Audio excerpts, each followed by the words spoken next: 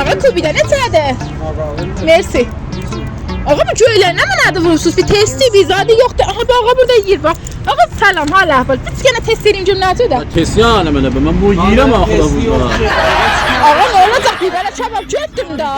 Mən bəlkə mücasam sən bilirsən ki bu. Ağa da bir belə götdüm. Nə olacaq? Bir belə nə sənə bizə doldu? Allah'ın tanrısını yarın qalma. Verirsen olur. Neçə?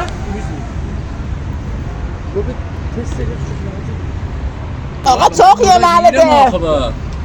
Çox yeməlidir. Ben test edirəm. Mən özüm Mən həzinə xərcləyirəm ki, baxandım. test edirəm. O test oldu da. Ağzına qarşıya. Ağa bir belə götdüm da.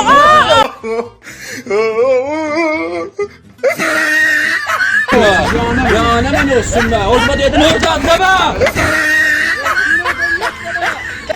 Sen atma gazapçıyla. Dürbün məxfidir. Ağa bəbəxşid maaşının içində dürbün məxfimiz var. Dürbünümüzə bir belə. İcazə bəxş verirsiniz inşallah da. Olsun. Mod çək.